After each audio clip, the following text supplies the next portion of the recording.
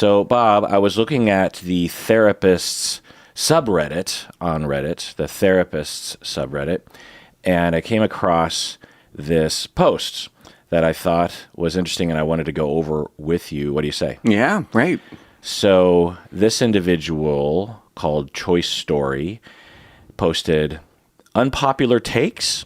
I'm wondering if anyone, so this is a subreddit, it's a forum for therapists. I'm wondering if anyone wants to share any unpopular takes they have on theories or therapy styles. For example, I hate DBT. And then they say runs away, meaning I hate DBT, run away. Well, why do you think they say it like that, Bob? Well, I think, I don't know for sure, but I'm pretty sure DBT is still considered the gold standard with treating borderline personality disorder, or a gold standard. And it's very widely disseminated and so therefore widely in use and widely popular. And so they're saying something that's perhaps a minority opinion, or at least not the majority. And yeah, so. Well, there's a bit of a cultification of DBT. Oh, that's right. Yeah, that's true, isn't there? Yeah. I'm cool with their opinion about it. And, You're not in the cult. I'm not in the cult. But there are people in the cult of DBT. There are. Yeah. Yeah. Yeah. I still get the emails from one of the whatevers. I don't even read them anymore. Yeah. The DBT newsletter? Yeah, something like that. Okay. Yeah. I mean, newsletter's fine. But when you suggest that there's something like you don't like about DBT, or you treat borderline and you don't use DBT, then you get sometimes the cult reaction. Yeah. And, I understand DBT. I studied it kind of in graduate school, and will say that, it can be characterized as the gold standard. It's very good, I think, at the short-term goals for a certain type of borderline presentation, particularly people who have suicidal thoughts and at risk of suicide. Or just the self-harm. Yeah. Yeah. And also people who are having trouble with stability emotionally and behaviorally, which is wonderful, and it's robust. It's not just CBT. It has a lot more elements to it. And the formalized, manualized model of DBT involves, from your experience, the class, the skills class, and then an individual therapist that works alongside the skills class. Yeah. And that therapist is available essentially 24/7. Yeah. To some extent. Yeah. And that is a very effective model and a bit avant-garde in some ways. Mm-hmm. But I will say that in addition to that, in terms of long-term corrective experiences, the stuff that you and I do with relational work, interpersonal, intersubjective work is the long-term, is the long-term method. Yeah. And for someone like me, if I had a client that was suffering from borderline or another personality disorder that was akin to it, and they were very unstable and were suicidal and doing non-suicidal self-injury, I know enough, not about DBT, but about what DBT is based on, and practice it all the time, skills and regulation and awareness, that I would do basically a version of that that essentially achieves the same goal. Well, but Marsha's a pirate. The lady used to read everything, and she just grabbed what works for, say, regulating emotion, and she packaged it in part of the skills training, and what works for assertiveness, which actually was the original goal, was just teach people assertiveness, and then they'll find their way. But of course, it turns out that's important, but not enough. Anyways, but she didn't invent a wheel here. Yeah, she cobbled one together. So yeah. I'm sure lots of people have cobbled. Right. Yeah. Exactly. And this notion that DBT is the only one, it happens to be a popular one. It's a well-packaged one. It's one that's been researched specifically because it has been packaged. Right. But my model has not been specifically researched because I don't have thousands of dollars to study one person's particular approach. But I can tell you, at least from anecdotal experience, and it stands to reason that it would be effective, because the the types of therapy that I'm using are established by science. You know what I mean?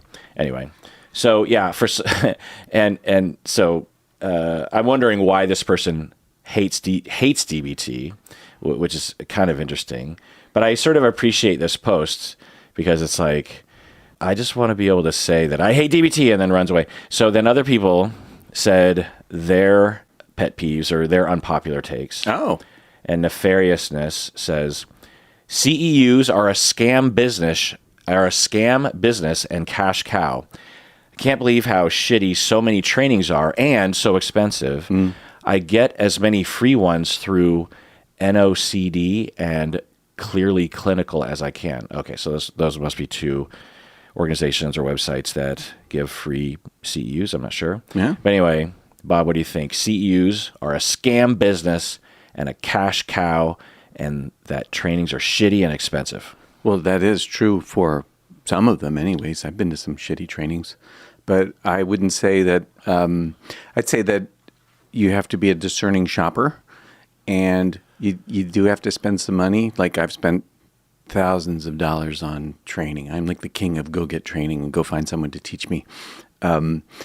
So you could spend thousands of dollars on shitty training, or you could spend thousands of dollars on good training. And the thing I appreciate though, and about it is, if it's a good trainer,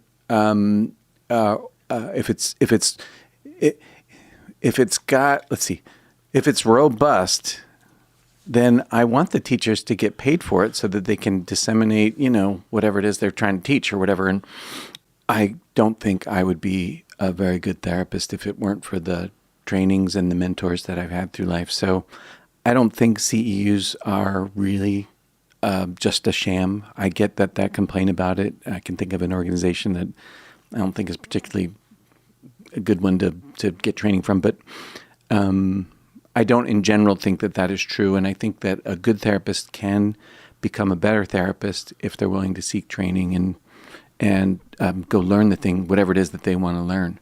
But, if you're just trying to keep a license and get hours, then yeah. But who's the scammer? Maybe it's the therapist that's the scammer who's just like trying to do the bare minimum. Yeah.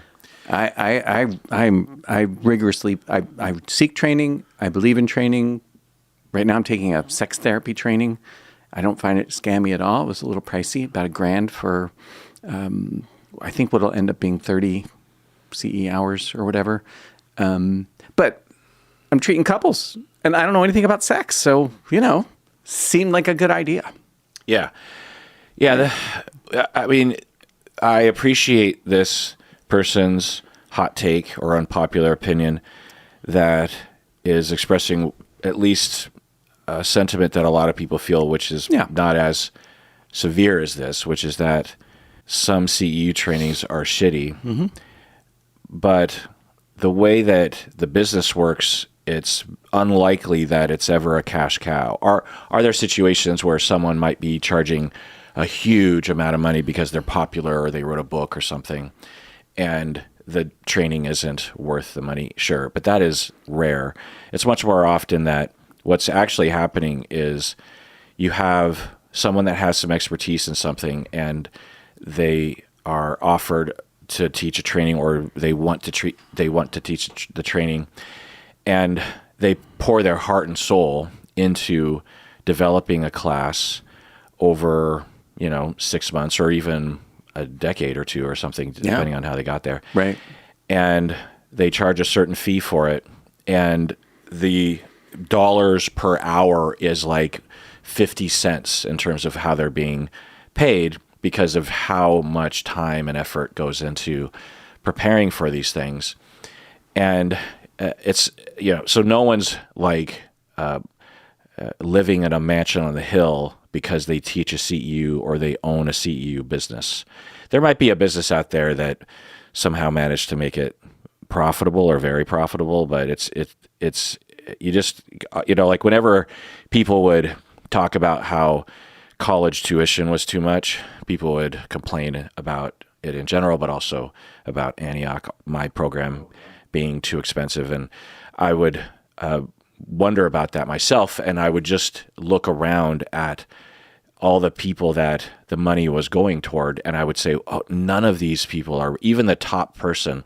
And you could argue that the provost is overpaid, maybe, but aside from that, and the overpayment of the presidents, the top person at the university, you could argue that, and I might argue that, but the egregiousness isn't even close to what you would see in a typical tech business or something, or at a really large university like the University of Washington.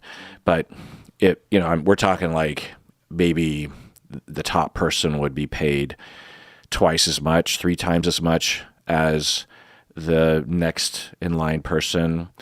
Certainly maybe 10 times as much as a professor or something, which is, I think, bullshit, but not like 1,000 times more as you'd find in other organizations. But aside from that person, most everyone, and there's no stockholders, there's no that sort of thing, and there's no owner that's walking around with like a ton of money. The tuition just gets distributed to all the needed fixed costs like rent and leasing and parking and books and heating, and then whatever you have left over goes to salaries for your staff and your professors. And take it from me, staff and professors, at least at Antioch, which I think is pretty true for a lot of graduate schools, it's not much. In fact, compared to other Seattle salaries, it for many people would be considered almost like the poverty line, what full-time professors, myself, was making. People don't work at a university because they want to be rich. They work at a university for the love of the craft of teaching, of giving back, of being a part of academia. And it was that way for me. And anyway, so CEUs are even less of a cash cow than working at a university, and it's a similar thing, right? Teaching. And so, the way that this works, though, in terms of getting it to be a shitty experience half the time is, I don't know if you've ever run into this for yourself, Bob, but you'll read a title of a class or read the description, and you'll be like, oh my God, that sounds amazing. If I take that class, it's going to be wall-to-wall, interesting, compelling learning. I'm going to walk out of there with an expert, basis. This is going to be great. I'm going to finally answer all those questions. Is it ethical to do X, Y, and Z? Or how does this therapy work with people? Oh, this is going to be great. You go to the training and you're halfway taught half things half the time, and then you leave and you're like, I feel like I'm more confused than when I walked in. And that's the product of a few things. One is the assumption that you could have any experience that would result in clarity is ridiculous in such a weird, amorphous field like psychology. But also in the time span that you have, but also teaching is a fucking art, man. As a professor myself, I have literally taken no classes on how to teach. I have been trained not at all. I haven't even watched a YouTube video, for crying out loud, about how does one teach. Well, how did I learn how to teach? I just trial by fire, but also I, as a student, would watch how I was being taught and what I liked and what I didn't like. Like, one of the best thing about being a student is learning how annoying some professors can be. And I endeavored to not do that, right? So, and that actually translated into being a podcaster as well. And so, knowing something, explaining something, have it be compelling, walking people through something. There's so many different elements to this. Like, it's akin to writing a novel, like for yourself, you're a writer, and as you're writing, you're walking someone's mind and soul and heart through an experience. You're not just imparting like the data of a story. You are having empathy about where the person is and how you're pulling them in and where you're taking them and how they would feel as they are moving through the story. You know where the story is going, but you have your eye on where is the reader? How do they feel? Are they bored? Are they excited? Are they intrigued? Are they identifying with someone? What's happening for that person? And to be an effective instructor, it's the exact same thing. You have to be a good screenwriter as a professor. You have to be a good artist. You have to be charismatic. You have to be convincing.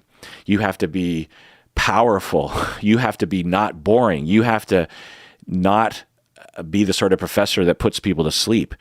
You have to be able to use your body as you're talking. You have to gesture and use your voice. You have to be like a singer. You have to be like a politician who is pounding their fist on the pulpit. You have to be like a preacher, an evangelist. You have to be all these fucking things. And it's hard to get someone like that. So when you are a CEU business and you're putting out the call, you're just, the bottom line of the hire is, do you know enough about this topic to teach it? Okay, well, we got that established. And then, okay, if we have two people that are able to teach this class, and both people know the subject well enough to teach it, but one of the individuals has a little bit more charisma, then you go with that person. But that does not mean that they have all the other skills. And as a CEU business, you might not even know that you're supposed to be looking for those other things. And if you do have those other things, you start a podcast and you make a lot more money and you reach a larger audience. But yeah, I remember, and to be a therapist, it's actually kind of akin to this. It is. I remember when I was first a therapist, I would write these little epiphanies on my Post-it notes, these little Post-it notes, and I'd put it on my cork board over my desk at the agency. And I remember one of the Post-it note revelations was that to be a good therapist was to be convincing, was to be charismatic and convincing. And of course, it's not my job, quote unquote, to convince a client, but it is my job to help them to see something else, perhaps in a variety of contexts, whether it's like, hey, you're not a shitty person, or hey, the way that the two of you are interpreting each other as assholes is really a misinterpretation of the two of you are very hurt. Or the way, there's certain things that are hard to swallow and are weird to hear from someone and are challenging to one's life and to even what the internet will say. My husband isn't a love-bombing narcissist. That's what the internet told me. And to convince is to help. To help is to convince. And that's a weird thing to say. And how often did you ever hear that in your training about to be a good therapist is to be persuasive? Mm-hmm. I mean, have you ever heard anyone ever say that before? No. The only thing the closest I've ever heard was somebody said the two elements that are active in therapy is the client believes in the therapist and the therapist believes in the therapy. And I don't know if that's true. I could imagine there's facets of that are true, but I never heard anybody say you have to be persuasive, you have to be compelling. Compelling, yeah. That's maybe a better word. But I like the word persuasive, and the notion flies in the face of the simplistic notion that, look, we're not here to cure you or change you. We're just here to walk alongside of you and guide you. And, I suppose some therapy, exploratory therapy could be like that for sure.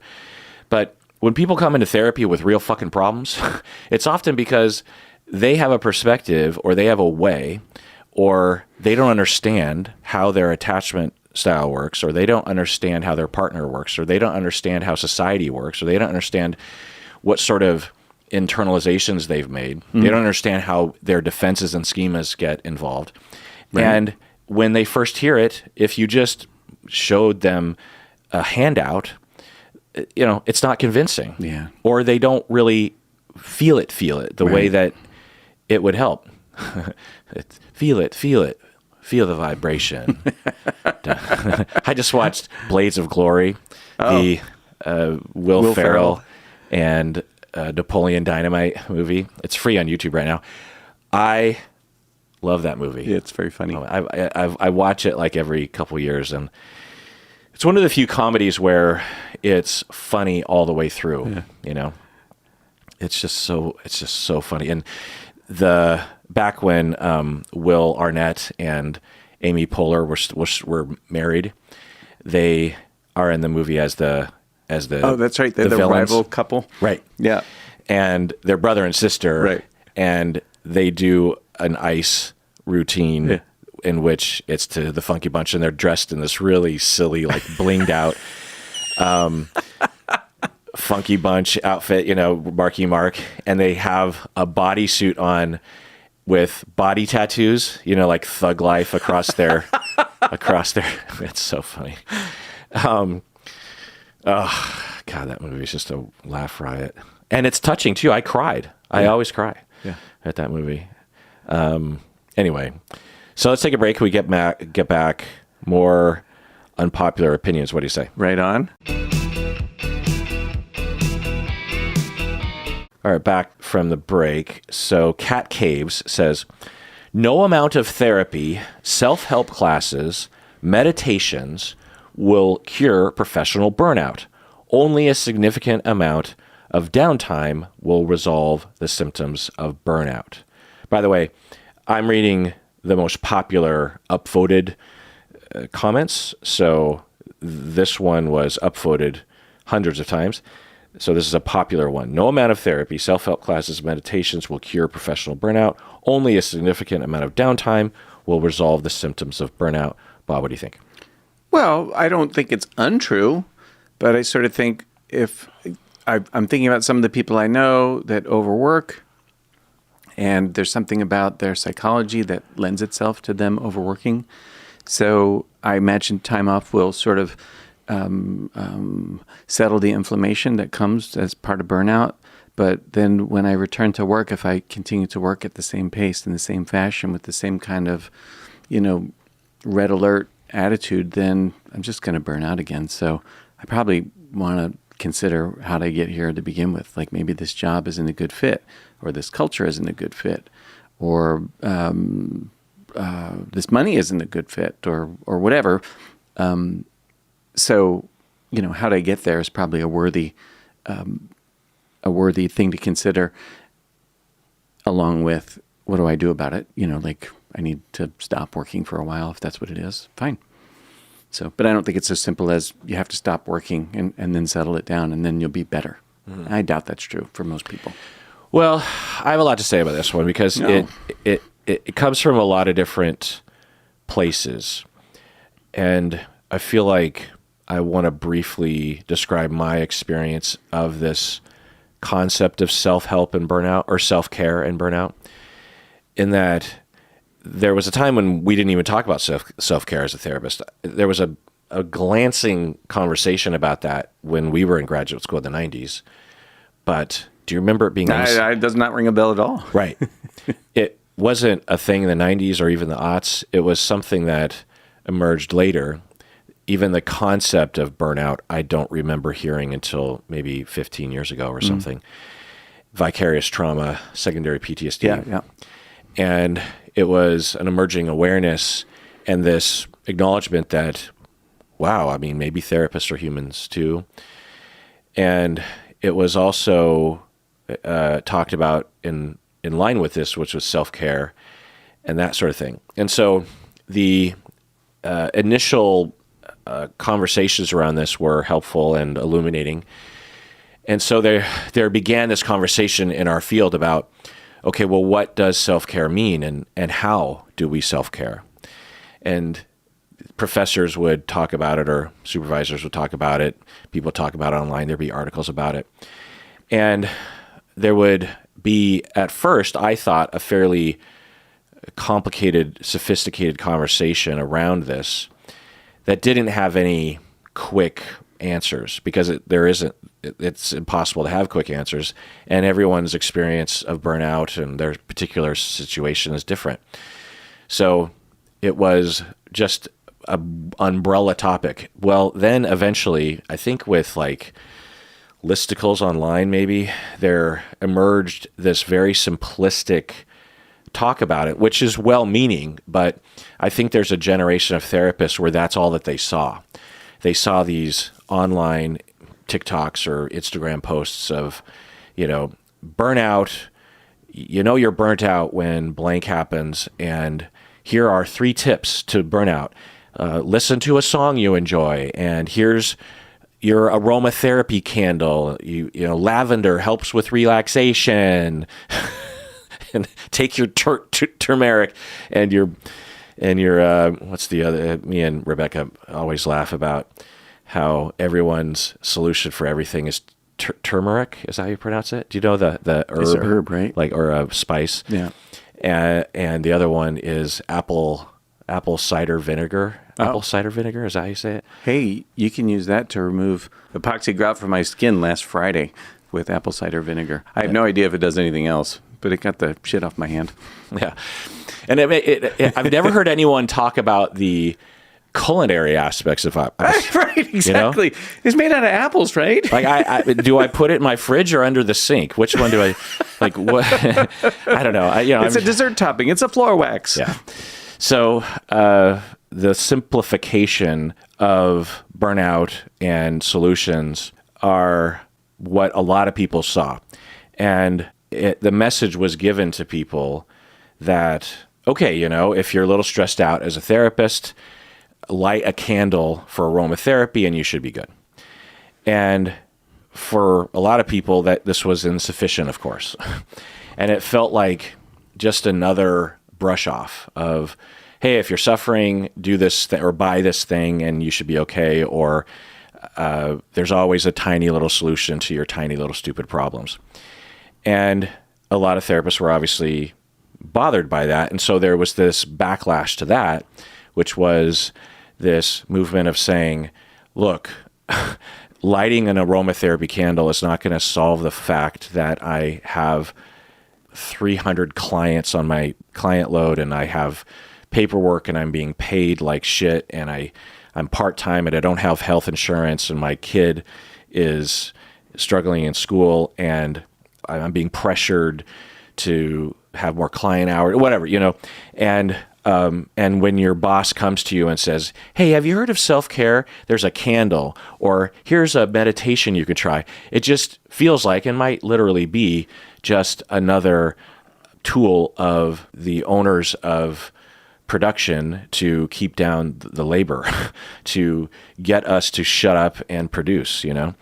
And so there's this anger. And I think that's where this comes from. So when someone says, no amount of therapy, self-help classes, meditations will cure professional burnout, only a significant amount of downtime. And it is true. And it is. So when I read this, I thought, in my world, when I am a teacher and a supervisor and just in my own life, when someone has significant burnout because of their work as a therapist, but I guess really in all industries, but I'm primarily concerned with therapists, the very first thing I recommend or think about recommending is downtime, is vacation. Because, going to therapy in all likelihood isn't going to help.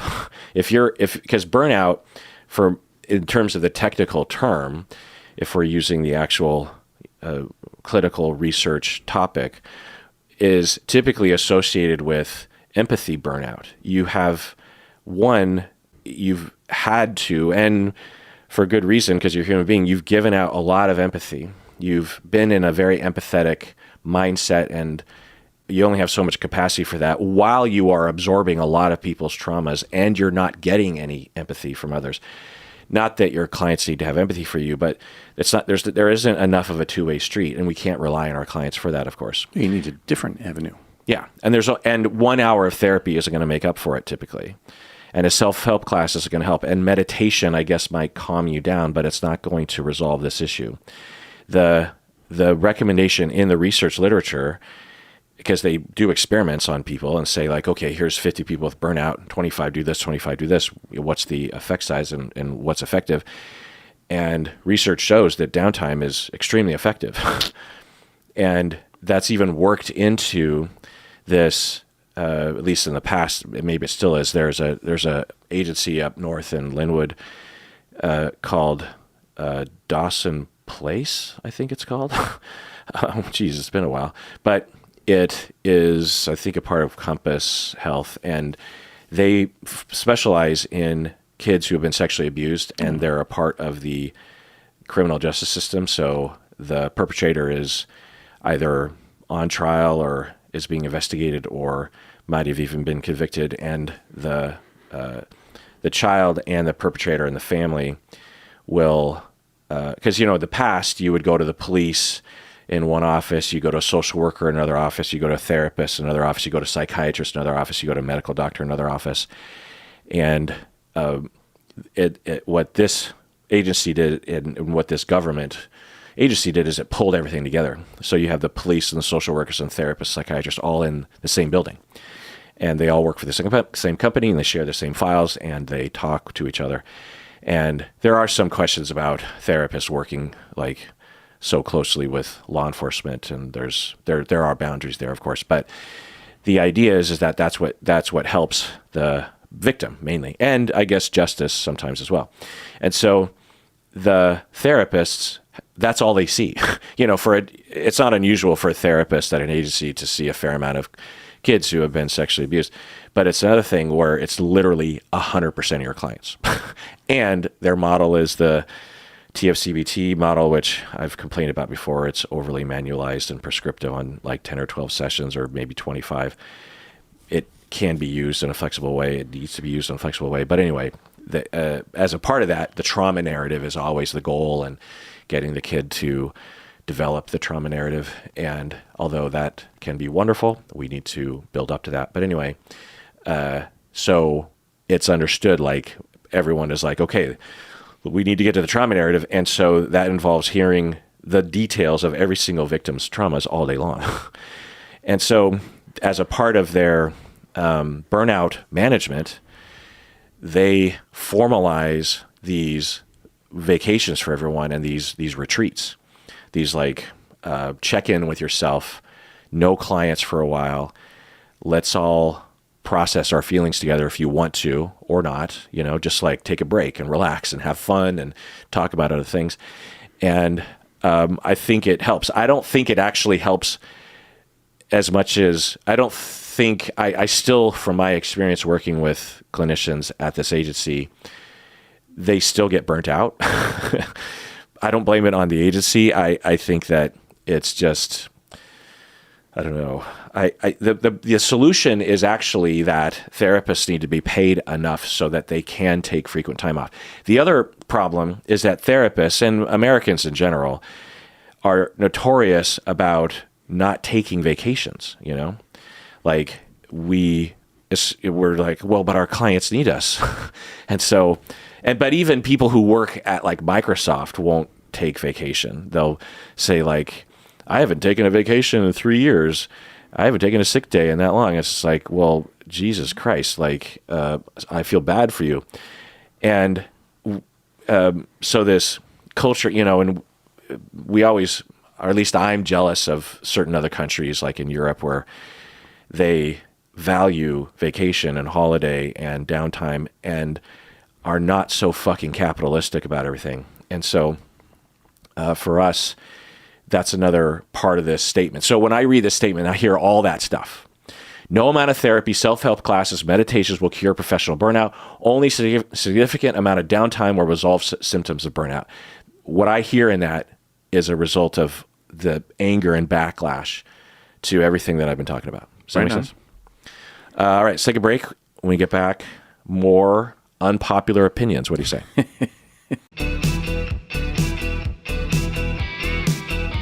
All right, back from the break.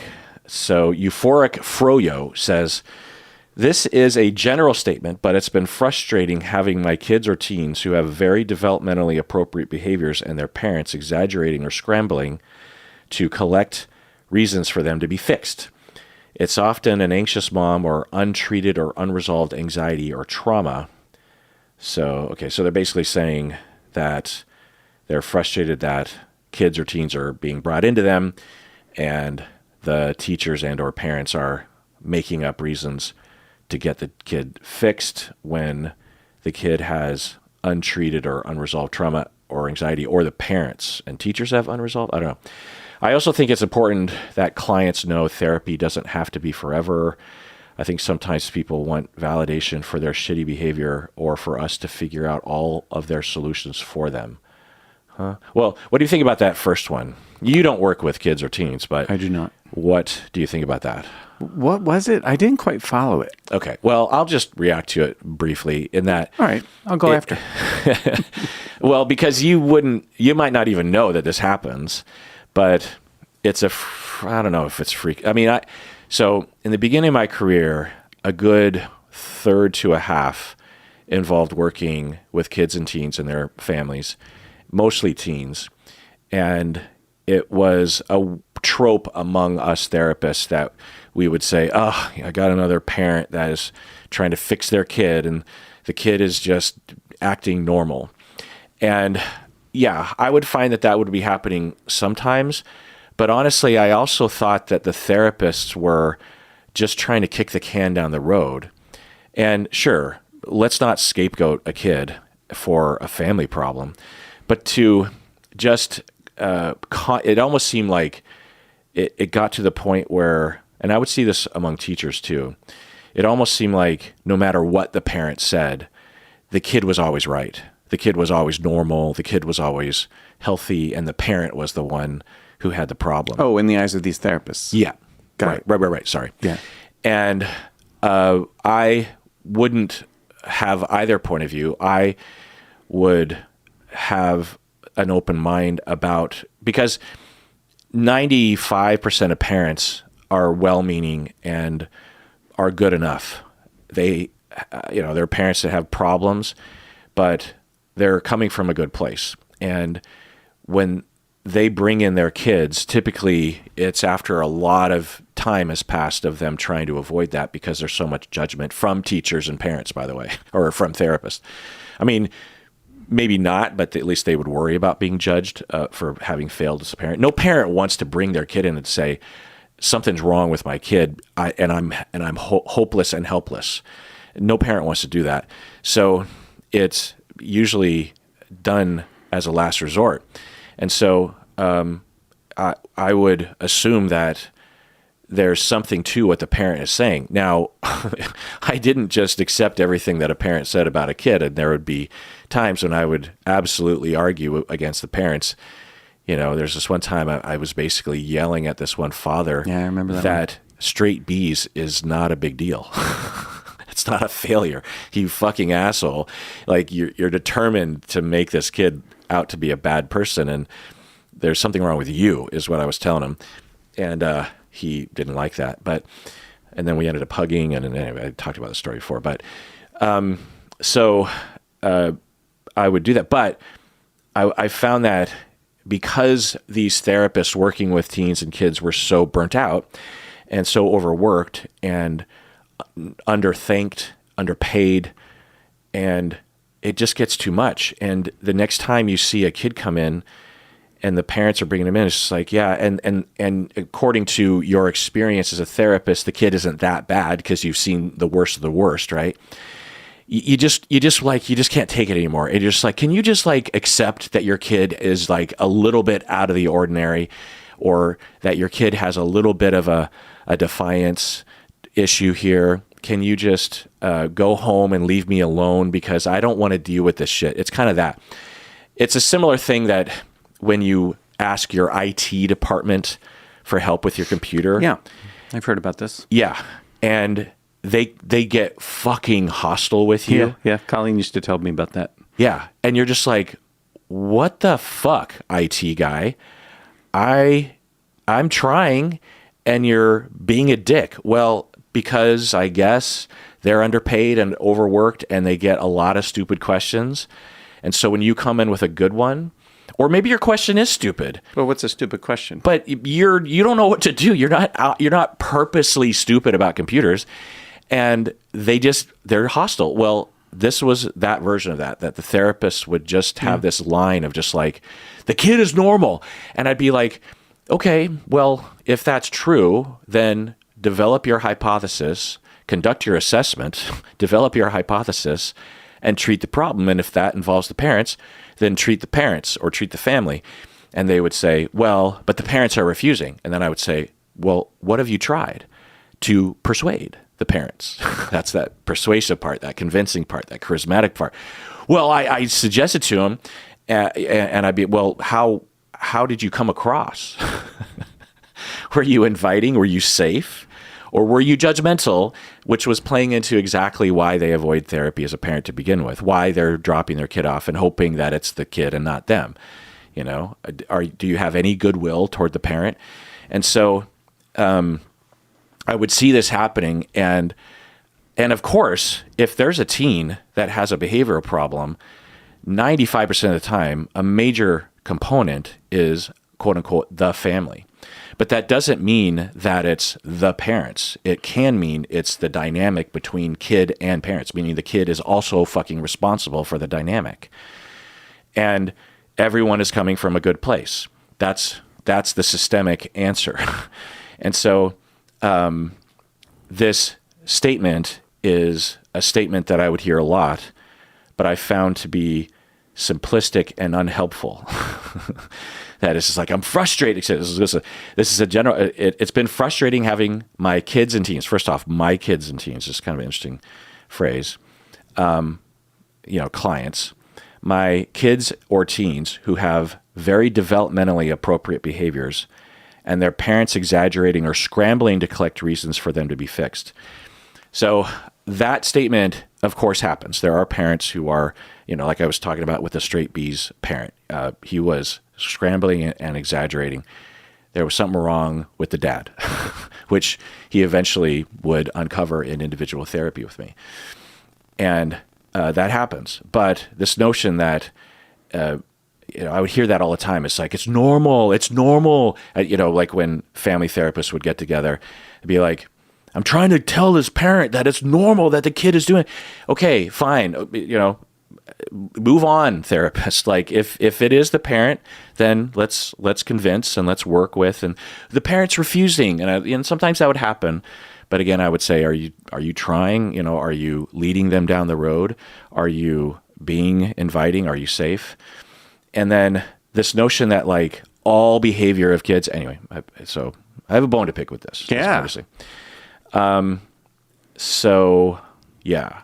Closest I ever came to any shit like this was when I worked at the clinic, and my colleagues, the therapists on the teams I was on, would get a little bit like righteously indignant about how much work they had to do and how hard it was, and I could feel myself sliding into that culture.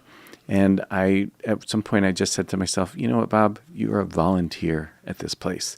You don't have to come here. You can quit.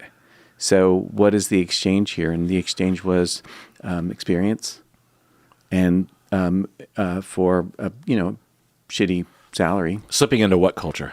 The woe is me. I'm a victim of the bureaucracy or the system or whatever. And I just feel like that's it's self-defeating and self-condemning. So when I became a volunteer at that place, in other words, when I just embraced that I picked this place, I'm picking this place, my life got a lot easier, and I didn't get ground up in the shit. And it was sort of like a game. How do I just make this work as best I can? And, I like my clients, working with my clients or whatever. But so my beef wasn't so much with my clients. The caseload size as it grew, that was a problem. But it was with basically unsupportive and invalidating environment of, the management folk, some of whom were just assholes. Yeah. One was really fucking good to me, though. Really good guy, David Taylor. He was my first mentor. But he was a small period of time and a real gem. I held on to him after he quit. But in any case, we are volunteers. I mean, pretty much everybody's volunteering for pretty much everything. I mean, that's not 100% true, but it's largely true outside of war zones.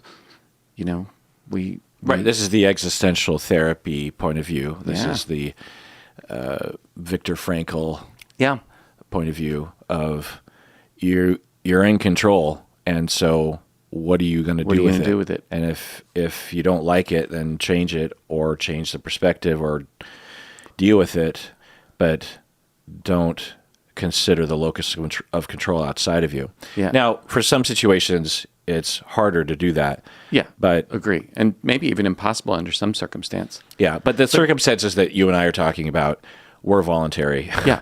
If you wanted to change careers, Yeah. it would have been a pain in the ass, but yeah. but you could. But at the very least, the perspective and the narrow focus, because the way that these individuals were thinking, and sometimes the agency would force this on people. I want to acknowledge that I would have supervisees that would because I would tell them, well, because I had a policy that the default treatment for kids and teens was family therapy. Therapy, of course. Yeah. And if that was always like I would even coach my supervisees on how to set that expectation right from the beginning, because if you don't, then it's harder to get it going like 10 sessions in. And I would say things like, in the intake, you say, because often the parents are there at the intake, and you say, okay, I'm glad you're all here. So here's how this works. And you just set them out, because when you go into a physician or something and they say, here's how this treatment works, then most people are like, oh, okay, well, that's how it works. Yeah. This is the standard. Whereas if you ask 10 sessions in, hey, is it okay if you come in? It comes across as like optional or not the standard or something. Yeah.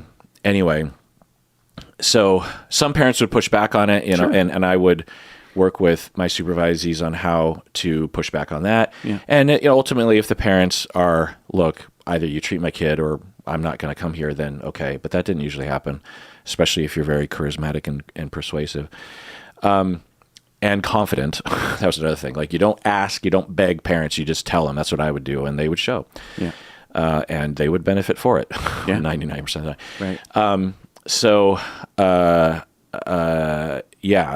The perspective of we are being pigeonholed into this like helpless, powerless position is not necessarily true.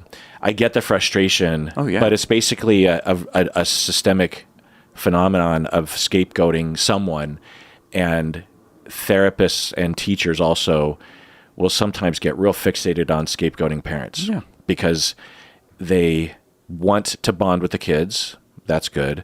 And they're frustrated and they don't know what to do, and they feel powerless. They don't feel like they're good as teachers enough, or they don't feel like they're good as therapists enough.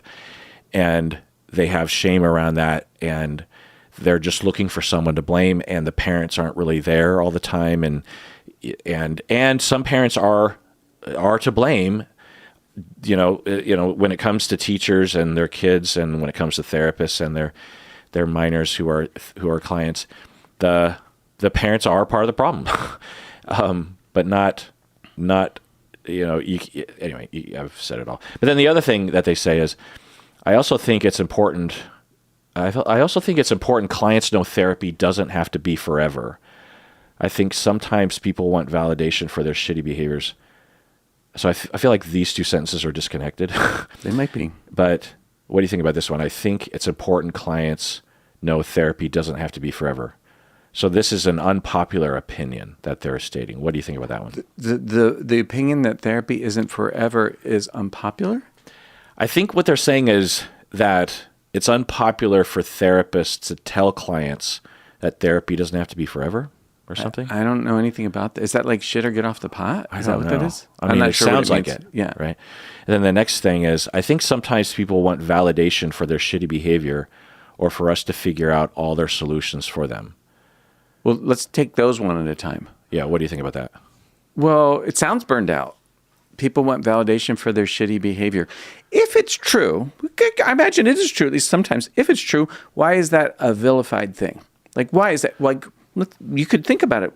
If my client actually wants validation for their shitty, quote, shitty behavior, why is that?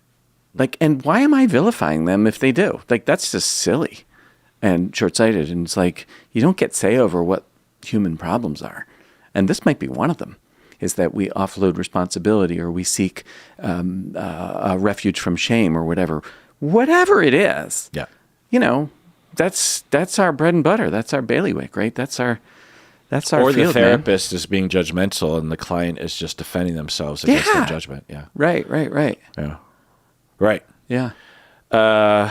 Thin Manager says, I don't know if this is unpopular, But I've gotten so exhausted by parents bringing in young children with severe, I think this is the same one. Yeah, that's just the same one. Okay. And there's a lot of agreement on this. And So the agreement is that these are shitty opinions? these are unpopular opinions. Sorry, excuse me, not shitty. Unpopular opinions. Unpopular but true is usually the kind of thing. It's like, look, this is unpopular, but look, I'm just going to tell you this is how it is. Oh, and these get upvoted, meaning people say, yeah, that is true. That is true, and it is unpopular. People don't usually say that.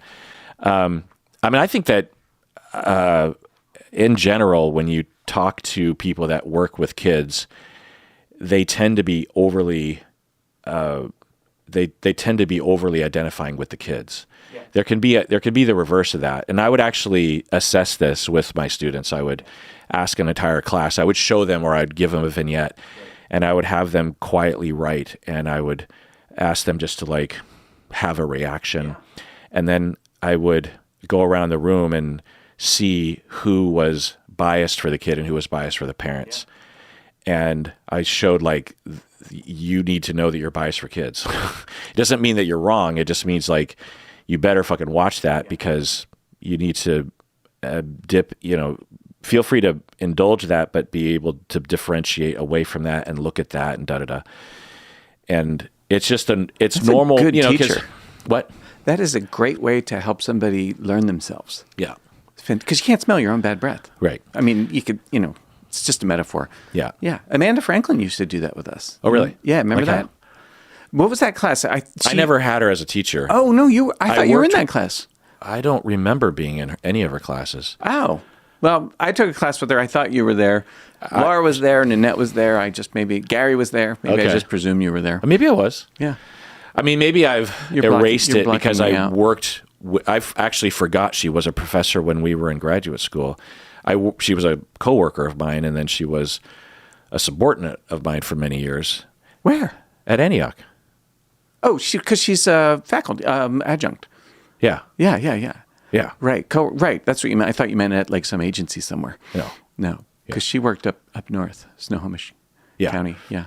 Anyways, but she would talk about cases, and we would form opinions. I think she did. She had us write them down, and then she would talk about what ended up happening in the actual case, and it was great way to distinguish between what my first hit was and what a trained therapist did.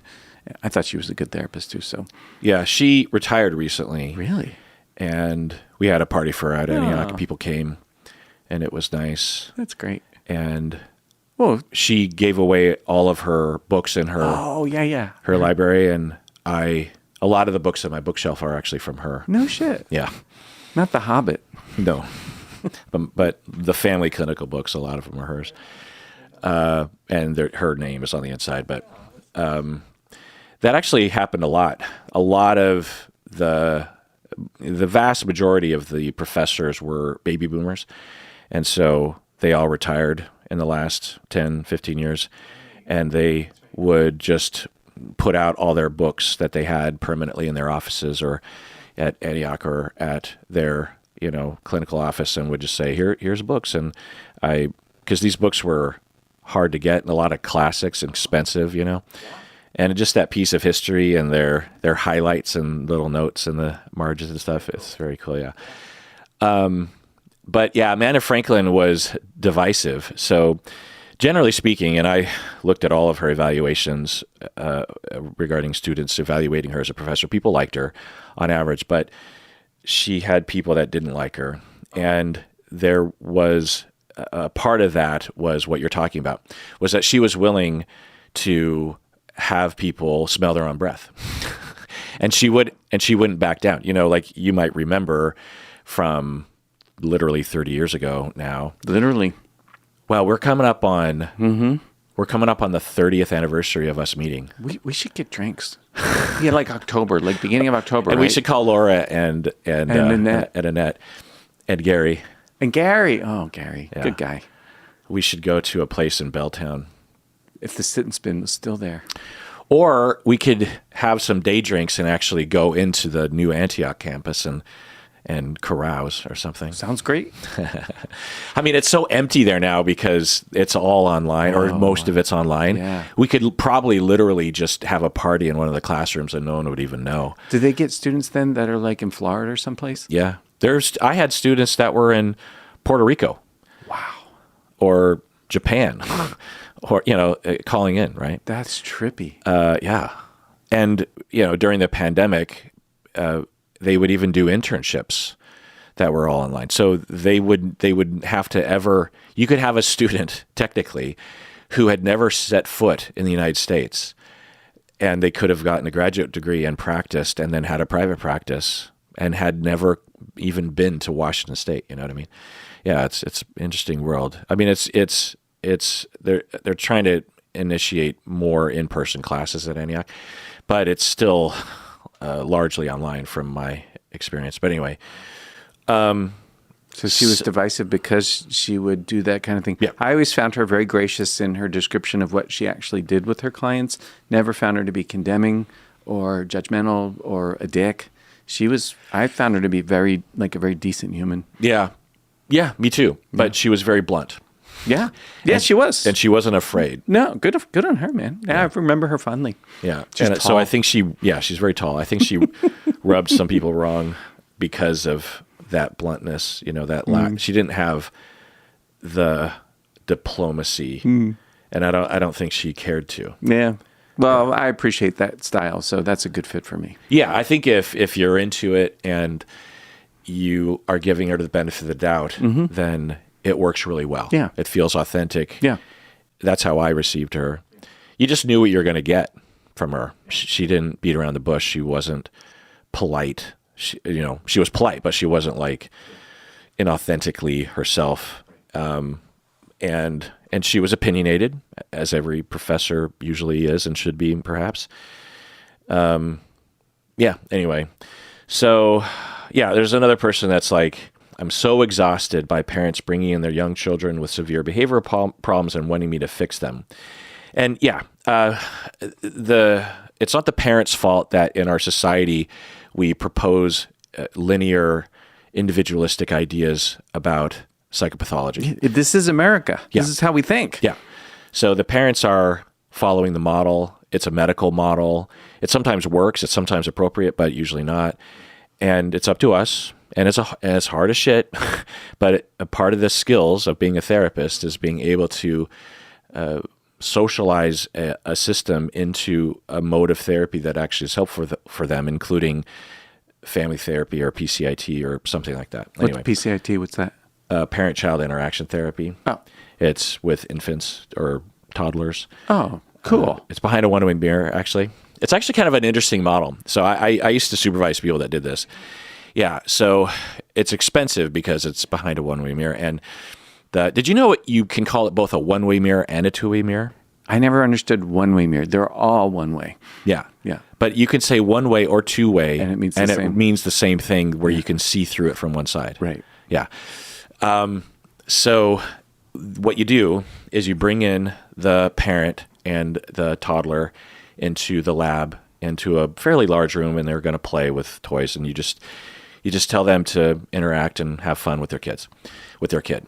And you're behind the one-way mirror, and there's a telephone in the lab, in the playroom, and you can pick up the phone and call them. Or sometimes they actually have an in-ear thing. Yeah. And you are observing, and you only point out when they're doing something good. When the parent is doing something that you think as a therapist is deemed as helpful or functional or constructive parenting. So if the parent were to be kind or warm or attentive or handled a little bit of a tense situation, if the kid had a mini meltdown and the parent handled their shit, you're just like, oh, that was really great that you handled your shit. And if you see something that you think is bad parenting, you do not say a word. It's just behavioral. It's shaping. Yeah, exactly. Yeah. And does it work? Yeah. It's been studied, forwards and backwards, and it has positive outcomes because, of course, it would, right? Humans respond behaviorally to behavioral interventions. Yeah, and translates into home behavior and into child development, of course, Yeah. right? Right. So that's what PCIT is. That's cool. And it's not as expensive as other types of things like this because essentially you're just paying for the facility. The office is twice as big, or you also need the facility to have enough toys and stuff, and it has to be clean and because other kinds of therapy like this, like with reflective therapy, there's other forms of family therapies that involve like teams of therapists that are behind the one-way mirror. Yeah. And like there's this one version of therapy that I think is from Norway that I would teach, that you have a family come in, or even just one client, and the primary therapist is in the therapy room, and there's 5 therapists that are behind the one-way mirror. Then you have like a 45-minute session. Then you reverse. So the 5 therapists go into the lab, and the client and the therapist, or maybe just the client, but maybe the client or the clients, like the whole family, they go into the one-way mirror dark room and watch the therapist talk about them. I love it. Why do you like it? It's just cool, man. Like behind the screen, man. It's literally behind the screen. Watching therapists interact, I could imagine being very useful. How so? Well, let's see, how so? It's kind of like watching a family, so they're sort of like just reversing roles. And I imagine what they're going to see is therapists either in agreement or in conflict with one another in ways that mirror the dynamic in the family, and they're going to be able to learn from it. Mm-hmm. That's pretty much why. Yeah, there's something powerful about a number of elements. It's called reflective team therapy, I think I have a book on it behind me, but I don't want to look for it right now because I'm trying to podcast, and that would be bad podcasting to just turn away from the microphone and stop saying something, right? Yeah. Well, how about, Bob, you just say stuff. I'll say stuff. So here comes some stuff. Let's see. What do I got? Can I talk about my bathroom remodel? Is that cool, or do we stay on topic? I need some guidance here from the boss. It's been going on for 19 months, and we're in the home stretch. It took me 3 months to do the shower floor tile, mosaic tile, 1.5 inch, hexagons, and I put it down and fucked it up, and so pulled it up, cleaned up the surface, put it down again, did this 3 times, and then scraped every individual joint in a 20 square foot area. It took hours and hours and hours, and then weeks, and then months, and then finally Colleen actually left the house so I could just work stupid long hours and get it done. Got done about a week and a half ago. And did you find your book? No. Well, good. I can finish my dumb, boring tile story. Looks really good, though. Reflective team therapy. I just had to look it up on the internet. 4 to 7 therapists, actually. That's cool. So yeah, what the research found, and what I have found it to be effective, because I've done this before. I've done it before clinically, but I've also done it as a demonstration in class. So it's kind of a role play, but the elements are often experienced, which is that as a client, if you're watching 4 to 7 therapists talk about you, it feels like it's more authentic what you're watching. You know, if a therapist were to tell you, here's what I think about you, it's always filtered through, well, you're not trying to hurt my feelings, or you're affected by the fact that I'm in the room. But if you're watching people talk about you, even though intellectually you understand that the therapists know you're behind the one-way mirror, it just has this effect of, this is real. And I don't have to nod my head or respond to this. I'm just like quietly observing, so I can just absorb it. Also, to hear people, because it's also a strength-based collaborative therapy. So the therapists aren't pathologizing; they're talking about strengths up front, and they're framing things along those lines. Like, I think it's a real strength that the parent is trying to protect themselves, and I'm sure there's a good reason for that. But I could see how that protectiveness can bite them in the ass sometimes. I don't know, maybe this and that. I have a question about that. And to watch that, it's absorbed more easily. It feels like a warm blanket because it is strength-based. Yeah. And And then the model is that you switch places again, and then you switch places again. Like you keep doing that. And the idea is that although it's a lot more fucking expensive because you're paying for 8 therapists and a larger facility, it is supposed to be brief. It's supposed to be quicker and more effective in the short term. And some research seems to suggest that, and you could imagine that being true. Yeah. But trying to get 8 therapists to all have the same schedule is... that's a monumental Herculean task. And impossible. Yeah. Anyway, let's read a couple more. Management Confident says, being in one's own therapy should be a required part of training. It's so important to know what it's like to be a client. So a lot of votes on that. I have a hard time believing that's an unpopular opinion. It's weird to think that therapists wouldn't think that. Yeah. Another one. Money hoarding should be classified as a mental disorder and listed in the DSM. Oh, wait. Is that a popular take? So, Bob, do you know what this is referring to? So, no. Because you're not online much, there is I think, a viable movement right now to push back. And there always has been this, but I think a more pointed attack on the morality of billionaires. That people are saying, in no universe is it fair or good or constructive for people to have that much wealth. No, it isn't. You don't need that much wealth. No. It is inherently corrupting, as you would see with Zuckerberg or Elon or Bezos. And it needs to be pushed, with the whole Luigi thing anyway. So they're saying, but I don't know how that has to do with therapy. But they're saying it should be in the DSM, which is of course silly. Money hoarding, it's not a psychopathology. It's a social problem, a legal problem. It's a problem of self-interest. Like, we are a species that's made to act and work in our own self-interest, and getting money is in a person's self-interest. If you just thought of money as resource, then it's in our interest to gather resource. Right. And so we're vulnerable to, given that, and I suppose it's probably oversimplistic to say that in capitalism, as a result, we're vulnerable to feeding that tendency and, and then also, of course, valuing it, because we tend to put people who have money on a pedestal and tend to look down on people who do not. So it seems like billionaires is just the edge of the normal curve of, possibility.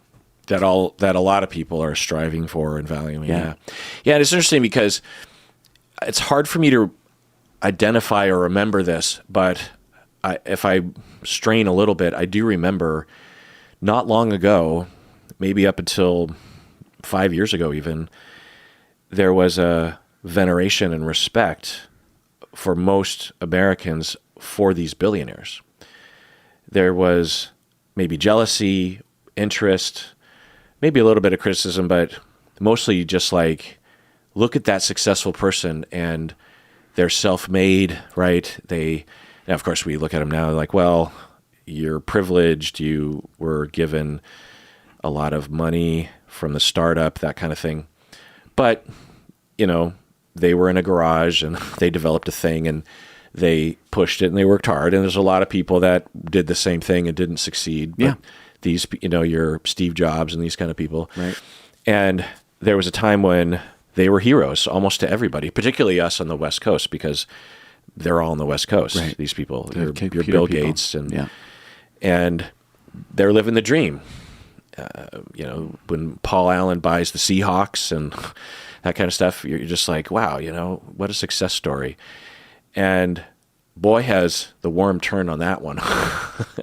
Because the billionaires in our country, or at least the noticeable ones, are such fucking D-bags right now. It's just so incredible.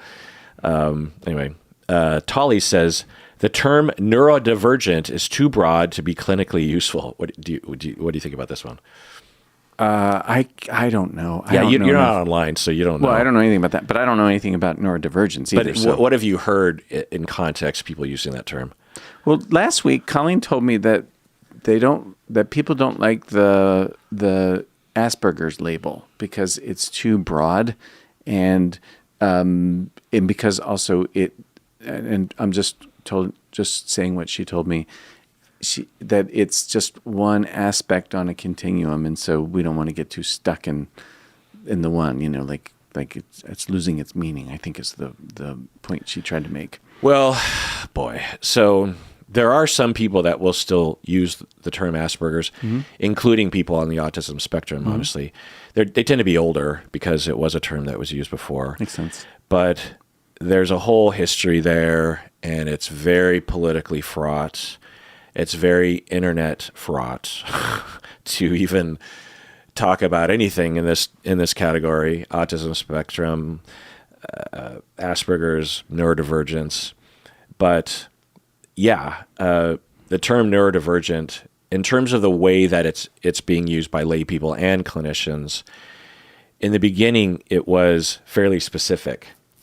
But as time has gone on, it has, at least from TikTok and Instagram, been used anecdotally, in my experience, to describe just basically anything that is identified by people as just like not considered the mainstream normie kind of experience of life. Oh. Like people will say, I sometimes misplace my keys. I'm neurodivergent, or I don't know, have this. And, the origin of the term and the strict clinical usage of the term still has specificity, and it's defined and has a purpose. And the movement of neurodivergence, of awareness and also acceptance, is obviously appreciated. And the term, right, it's trying to destigmatize. It's just like, look, it's just divergent. It's a little bit different. We're not talking about someone that is this other person that you just can't relate to, having a learning disability, having ADHD, being on the autism spectrum. It's just a difference. It's not this scary, foreign, horrible, disfigured kind of thing, So when that happened, that was appreciated. But then people on TikTok are some, I don't say most, but a lot of, maybe anecdotally 10% of the people who are using the term neurodivergent on TikTok are using it either out of ignorance because they don't really know what it means, or they're using it as a marketing or manipulation tool or something. But, in my neck of the woods, most people are using it accurately, or at least responsibly. Anyway, one more. All right. PNW parent, Pacific Northwest parent, I assume. IFS, Internal Family Systems, is not rocket science, and reading a few books on it and having basic clinical skills is enough to use it competently. Richard Schwartz, he's the one that developed IFS, I believe, is exploiting clinicians by charging exorbitant amount for trainings. Do you have any thoughts on that one? No. Yeah, I don't know. I didn't know that. I didn't know. But yeah, what I'm guessing this is referring to is that this movement in the past 10 years or so of people online claiming that it's unethical to practice a particular kind of therapy without an official certificate. Oh, like with play therapy or with sex therapy, Yeah. And I think it's an attempt to create competence, though. I mean, it may fall short, but I think that's its aim, right? Is like, in order to create competence, this is one way. One avenue is to have a program that has a certification, and you go through that, and you can say, "Well, I checked all these boxes, and therefore I'm likely to be competent." Right. But it doesn't work. It can. It could. It's one way of indicating, and it's a marketing thing. If you have that certificate, I do. I have a couple of them. Right. It helps people to be a little bit more assured that you know what you're talking about. Yeah. But it is also a marketing tool for the trainers, so that if they can spread the word that in order to claim that you do IFS, you have to get the certificate, then, and they're the only ones that can administer the certificate, then of course they win. And if you have a certificate and you're trying to get those kind of clients, you're going to be emphasizing, you'll be incentivized to believe that anyone that doesn't have the certificate is acting unethical, that kind of stuff. I don't subscribe to that narrow-minded thinking, but I do think that if you develop a therapy, you probably have an interest in it not being morphed and altered and bastardized by, people that are, sincerely making an attempt, but therefore falling short of the mark. Like, I can read a book about DBT, but that did not make me competent. In fact, I think I actually got worse. I needed someone to teach me. But you could do DBT without ever taking a class. I couldn't do it well. I think a therapist could absolutely do DBT well if they studied it on their own. And that to me is not a foreign idea. No, I'm not saying that someone couldn't. I'm saying I couldn't. I don't tend to learn very well that way. And I tend to overlay my own biases and therefore miss the boat, like particularly on things like empathy. It took me a long time to learn how to learn where my bad breath was. So, but that wasn't from DBT training, was it? That was from like good supervision and self-exploration, right? Well, I got a lot of good supervision when it came to learning DBT. Okay. And a great deal of self-exploration and a great deal of supervision, outside of that. Like, I had a lot of really good mentors. Right. Very and I'm not dogging on DBT. No, I know. You're not. I could say this about anything. IFS, right. sex therapy, play therapy. Yeah, EFT, PACT, whatever. Yeah, it's all the same. So, but if I'm a therapy developer, I'm going to want to know that, if I die, that my therapy will not get lost in, and it will, because that's just everything's going to get altered or whatever. But so I don't think that it necessarily means that the treatment developer is, this sort of greedy asshole. They could have an ethical aim. Yeah. I think the ones I've met do have an ethical aim. Yeah. And I think a lot of them are divas and they like the spotlight and it feeds an ego. And I'm not saying that that's not true. That's obviously true, which is, Yeah. And these folks, your Marshall Linehans, your Richard Schwartz, they're not mega rich billionaires. They're probably better off than you and I are. But they're not like, if they really wanted to just make a ton of money, they would have had a different career or they would have done something else. You know what I mean? Right. So it's not like other kinds of greedy bastards in our society. Can't help though to imagine that if you are a treatment developer and your treatment becomes adopted by a large part of the world, that doesn't just feed your ego.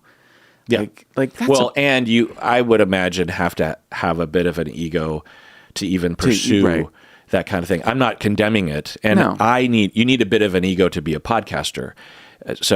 And I have that ego, and there's a lot of outside of my podcasting behavior and impulses that indicate that I am on the spectrum of narcissism. I'm like 5%. Yeah. And I acknowledge that. So I'm the same as Marshall Linehan and Rich Schwartz, just in a different way. Yeah. Right. What are you going to do? People are people. So they're, if we want to learn from somebody, it's a two-way street. We're going to impact the teacher simply by being an audience. Yeah. So, I think just making blanket statements about, this is bullshit is, most of the time. Wait, what's bullshit? Well, what did they say? They said that IFS is not rocket science and you don't essentially need to be certified by Richard Schwartz to do IFS. Right. So the implication is sort of like that guy's an asshole who's just trying to pick your pocket and create an elitist whatever. I doubt it's true. Yeah. I imagine it's true some of the time with some people, whatever. But I doubt as most therapists are reasonably ethical, including treatment developers. Well, I'm thinking, I don't know, but I'm thinking that Pacific Northwest Parent poster is referring, at least in part, to IFS certified therapists that would criticize anyone for claiming that they're competent with IFS without having been certified or without having taken a Richard Schwartz class. Do you know what I'm saying? I do, and I agree that being that narrow in that direction is a mistake. Yeah. You can develop competency, and if you do therapy long enough, you sort of get a sense of what it is and how this one is unique to it and that one is unique to that. And but general competency, I think you could become, you could be autodidactic and learn a thing and learn to do it well. Yeah. Otherwise, why the fuck are they writing the books? What do you mean? Well, if I'm writing a book about IFS, don't I want my people to be able to adapt my audience to be able to take what they're reading in my book and use it. Like, well, that's maybe the point. what the narrow-minded people would say is the book is one venue of training. You also need the classes and the supervision and the blah, blah. But this is a pet peeve of mine as well. I don't know about the IFS inner conflict, but I have a bone to pick about the play therapy aspect of this and also the sex therapy. And I've actually talked to the certifiers and the trainers in play therapy about this topic, and they have agreed with me. So it's weird. So the experts in play therapy, those people that teach classes so that you can become certified as a play therapist, they agree with everything I'm about to say, but the students don't. So hear me out. So as a young therapist, I'm fresh out of graduate school, or I'm in graduate school still. As an intern, I'm being referred adults and couples and teens and kids. And I must have been told, I'm guessing, that with kids, you can't just sit in chairs and talk. You got to get down to the floor and play. So I would do that. I would play Lego or the Ungame, if you remember. I remember the Ungame. Ungame.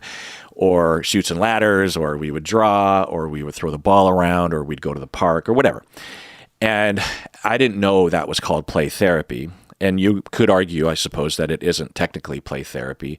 Sometimes the phrase using play in therapy is the technical term. I don't know. I don't really fucking care. But over time, through experience and supervision and reading and thinking and experiencing, and also just kind of remembering what it was like to be a kid and experiencing what it's like to get down on the ground and play these games with kids, I intuited over time how to do play therapy, how to use play to therapeutic ends. That it's not just building rapport, it's not just passing time, it's not just getting a kid to trust you. It is the therapy communication in the same way that you can do art or drama or talk. All of these are symbolic representations of our inner experience that are effective. And for anyone of any age, you can use play. And with kids, that is their primary language. And that's the primary way they process things, the primary way they think about things. They do not typically have experience sitting in a chair talking about how they feel. So I would learn that. And I don't even know if I knew there was a field called play therapy for many, many years. But I'm telling you, I was fucking competent with play therapy. But I've never taken a class on play therapy. I'm not certified as a play therapist. I teach play therapy. But there are some people, and so the certifiers of play therapy agree with everything I'm saying. And what they say is what you said earlier, which is that to be certified means there's a greater chance that you are competent, but it doesn't mean you're competent. And if you don't have that, if you have no training in play therapy, that has a lesser chance you're competent, but it doesn't mean you're incompetent. No, not at all. And so you have all these therapists running around who are insecure about their competence because there's too many things to be competent in. I mean, I just think about myself, about how everything in my life professionally is folded in on itself. The fact that as a therapist, I would have a certain amount of time and energy and money to invest in becoming competent. But becoming a professor, everything folds in, right? It's like to become a professor, I have to learn topics and how to teach topics. Well, that helps me to be a professor, but also it greatly enhances my ability to be a therapist. Becoming a podcaster, folding in, everything gets folded in. So I have this massive privilege of being paid to do things that I like to do, and everything points in one direction to get competence in psychotherapy and psychology and teaching and podcasting. Being a therapist helps me be a podcaster. Being a podcaster helps me be a professor. Being a professor helps me, it all synergizes. And most people don't have that, right? They're a therapist like yourself, and they don't teach, and they don't have a podcast, and they only have so much energy and experience to dedicate to that. And especially if you're in the first 5 or 10 years of your career, how much competence can you possibly build? And if you have bad instruction, if you don't even know where to begin, if you have 3 kids and your mom is suffering from a medical condition that you're trying to take care of, you just don't have enough time. But the expectation is that you're supposed to be able to treat every single client that walks in your door, which is unrealistic, And so there's a lot of insecure, somewhat less competent therapists walking around who are beating themselves up and expected to be competent and everything. And so they latch on to these claims of like, well, I've gone through the training of IFS, so therefore I'm competent and the other people aren't because da da da. And so it's all that kind of stuff. Yeah, it's sophomore. Yeah. The same goes for sex therapy. Again, I don't know if you would call it sex therapy or you call it talking about sex in therapy, but the same thing with my adult clients since the beginning of me becoming a therapist 30 years ago, 29 years ago, I would occasionally and sometimes find that if I didn't ask the question, they didn't bring it up. So I would start asking, and boy, did a lot of people want to talk about sex. Yeah. And so I did that, and it's not rocket science, as Pacific Northwest Parent says. There's a lot to know, and you can't just say, well, I'm open to talking about sex, so the shackles are off, and I'm free to do and say and think anything, There's been a lot of self-reflection, and I have absorbed trainings of sorts, but I don't think I've ever taken, I probably have at some point, but not a memorable one, of a specific class on sex therapy, I've taken classes on anatomy and physiobiology and whatnot, and sex would be a part of that. But anyway, that practice has been, my competence has been developed in the following way. One is to listen to clients and hear their experience, listening outside of work to people's experiences, particularly people who don't come from the same cultural background or physical background, right? I don't know what it's like to have a vagina, so I have to listen very carefully. I don't know what it's like to be a woman in society being targeted with objectification, so I have to listen to that. And I don't know what it's like to go through X, Y, and Z in a relationship, and so I have to listen to that. And I also am a sexual person, and so I'm going to take note of things that I experience and in my own life to listen to partners and take, just sort of passively paying attention to life and noting things and iteratively going down the road of competence and understanding. And at no point and of course it's self-serving to say this, but at no point was I doing something outside of my scope, outside of my competence. When there was a situation, which was pretty rare, that I felt like, oh, this is way beyond what I'm competent in, and I need to refer, or I need to talk or get consultation. That didn't happen very often. If it was something I didn't know a lot about, I might look into it in between sessions, I had a number of clients who suffered from erectile dysfunction, as they're calling it. I like to just call it boner problems. Or what did I call it in a recent episode? Unwanted flaccidity. Because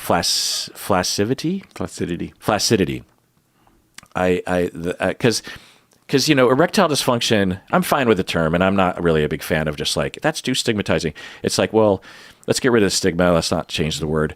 But I think that labeling it sounds medical and pathological, whereas having flaccidity that you don't want might be a pathology, right? It might be a dysfunction, or it just could be a result of you're not turned on or you're tired or I don't know, you don't feel safe or I don't know. There's just a whole suite of things, right?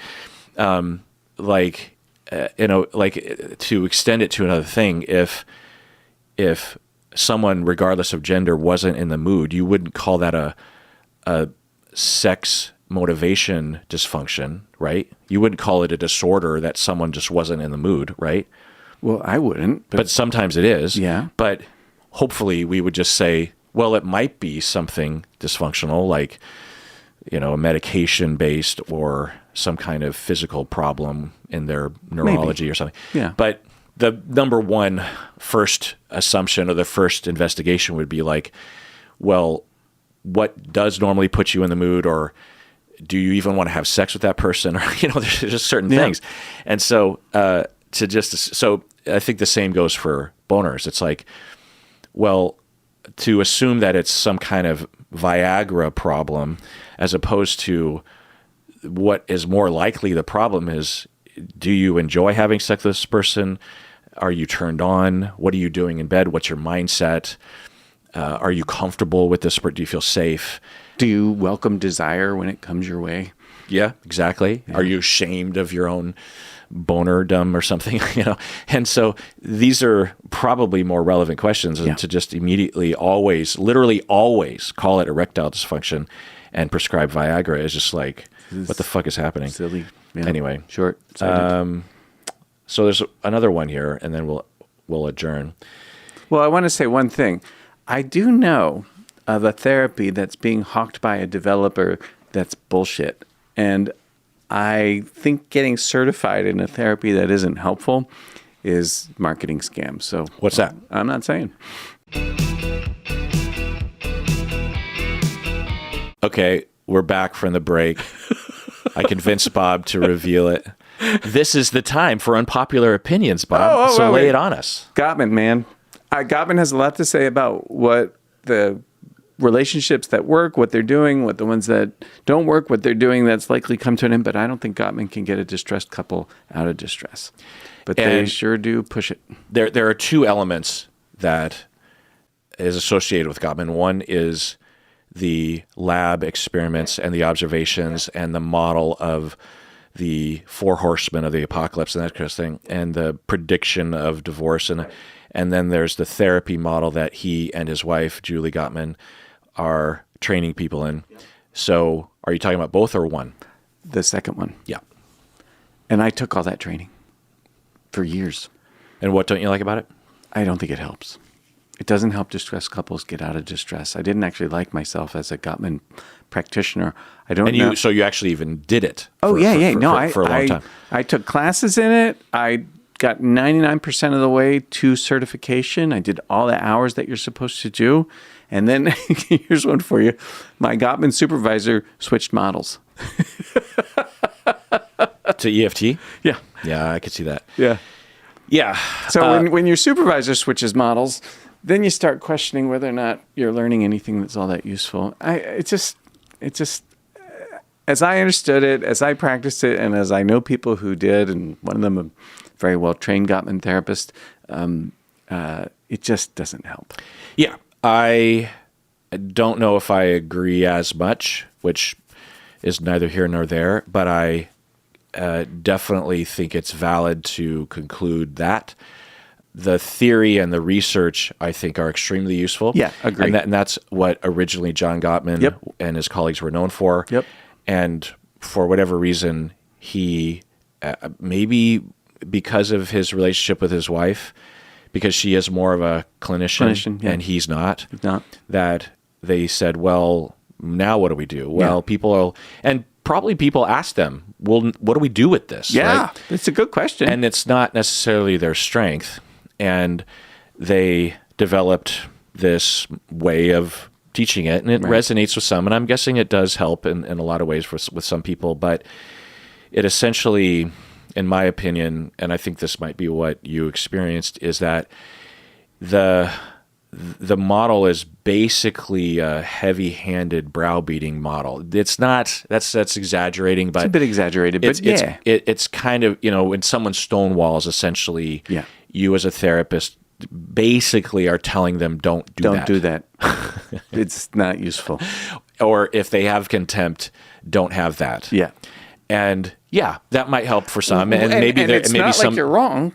That is a problem, right? And maybe some therapists are good at reading between the lines or using the various different handouts that Gottman has to to effectively convince or help, but it doesn't acknowledge attachment enough, right? And so a lot of people, including Paul David, who died recently, he would often talk about how you integrate EFT. Sue Johnson with John Gottman and Julie Gottman, and he would write about this a lot, and he would talk about it a lot because he was known for his couple therapy class, and I think that's part of why he would do that. Anyway, do you have any other unpopular opinions? I like this. I'm trying to think do I have a unpopular opinion? No, but I did want to say something about DBT. One of the things that DBT has going for it is it's non-pathologizing, and it's phenomenologically empathic when it's done properly. And I'm not talking about a cult. I'm just talking about a mindset. That's a really important mindset, particularly when treating folks with borderline personality disorder who are vilified in our field by our colleagues. They vilify people who have a mental health problem. It's fucking weird, but that's what they do. And so the fact that DBT is very overtly non-judgmental towards clients is really important. That's not particularly cultish. I get that there's a DBT kind of cultish kind of thing, but that's a really good attitude to adapt. Mm-hmm. Yeah. In closing, what I'll say is that I love all theory. I love DBT. I love CBT. I love EMDR. I love IFS. I love even ABA. People hate ABA, but what's that? Applied behavioral Analysis. Yeah. Is the third A analysis or second? Anyway, Yeah. it is in theory, it's appreciated by me. In practice, it can be effective or it can be appreciated by me, but it's often used in this really horrible, abusive way. So the theory or the premise or how they got there, I absolutely can appreciate and incorporate. I don't talk about ABA. I don't think about it very often, but I'm just using that as an example. I'm not saying that play therapy certification or sex therapy certification is all bullshit. I'm just saying that there's a lot of roads. The primary thing we're thinking about is helping clients, and we have established that, of course, it's important to demonstrate and evaluate your own competence so that you can assure that you're going to help your client.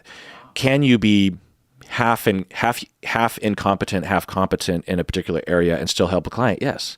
So I'm not saying that's an excuse or a justification. I'm saying that we're not nitpicking. We shouldn't be nitpicking around rules. We should be keeping our eye on the ball, which is helping clients. And if people believe that I, as a non-sex therapy certified therapist, if you believe that I have harmed clients when I have talked with them about sexuality, that's quite a claim. And so people don't usually say that because they probably wouldn't necessarily assume that. And so we get real narrowly focused on these rules.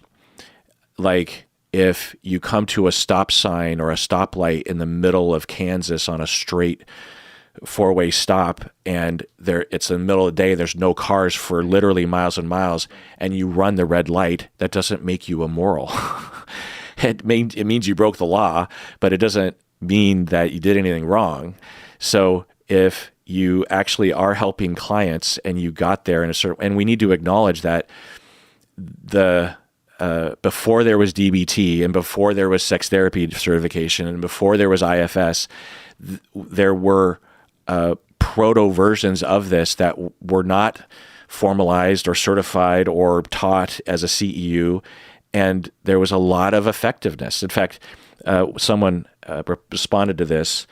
Yo Mama's therapist says, I came here to say that IFS is a ripoff of Virginia Satir's work on parts of the self by an egotistical man that gets off by chart. Well, so it's more of her talking about Richard Schwartz, but that it's, before there was IFS, there was Virginia Satir, and there was also parts work in Gestalt, and there's also schema therapy, and there's other things that we don't tend to talk about anymore, and they don't have certification classes, and there is no longer a charismatic leader that is purporting this thing and protecting that thing. And people will notice that when I talk about EFT, emotional focus therapy, sometimes I will say, I'm really happy that emotion focus therapy exists, but I developed, as many other clinicians before me, developed essentially the same integration of attachment and cognitive behavioral therapy and systems thinking and a little bit of psychodynamic in there. I developed a similar model that integrated the same thing. And Sue Johnson, who died recently, right? she would probably agree because she integrated, and she didn't even invent emotionally focused therapy. Someone else did, Les Greenberg. She adapted it more to systems and couple and family therapy. So, often the founders of these things are more in alignment with what we're talking here than the followers are. Maybe Freud included. I don't even know.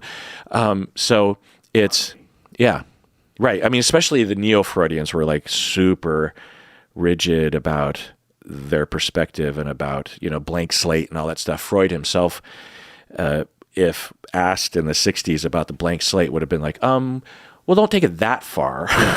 He used to light up a cigar when he had a particularly fun interpretation for a client. He'd be like, oh, let's celebrate and have a cigar. Not particularly blank slated. No. Yeah, he was not particularly blank slate. Yeah. Anyway, so I think he would have been a good guy to see for therapy, though. Yeah. I imagine he would have been a really decent human, probably fun. Yeah. I hope so. I would imagine so. Yeah. Well, who knows? Fun, lively. Yeah. Call it maybe a bit like Yalom in a way. Yeah. Likes to explore things. Right. Has other interests. He was really into archaeology. Yeah. Maybe a sense of humor. Yeah. Right. So I'm not dogging on any of those things. No. They're all very useful. I'm Right. I'm tremendously happy they exist. And for someone to not have those certifications or those kind of trainings, they can still develop competence. In my view, even if you were very competent in DBT, it would behoove that person, when treating people with borderline, for them to be competent in the other areas that pertain: psychodynamic, mentalization, attachment. And there is no certification in attachment therapy. There's no certification in, I don't think, mentalization therapy. There's no certification, or that there's probably certifications maybe, but they're not very popular in psychodynamic work. So that's my point. And that does Just reminds me of Bruce Lee, Jeet Kune Do, The Way of No Way. What? Tell me. Well, that's a guy who's trained very rigorously in established martial arts and came to the conclusion that the best way was to have no way. In other words, something like improvisation and personal expression. Like if you get through enough orthodoxy, you become jazz. That is exactly how I see being a good therapist. Yeah. And with this shit, if you don't have compassion, you're fucking it up. So if you don't feel compassion for your client or yourself or for whatever the human condition, it doesn't matter whether you're certified. If you're welded to an orthodoxy, you're probably a sophomore, which is a Greek word that means wise fool, right? Which we all have to be sophomores in order to get to be competent or expert or whatever you want to call it. We all have to go through it. It's just development. That's what I think about when I think about all this shit with certification stuff. It's just on the road. But if you're missing compassion, it doesn't matter how much you learn, you will not help. And that does it for that episode of Psychology in Seattle. Everyone out there, please take care of yourself because you deserve it.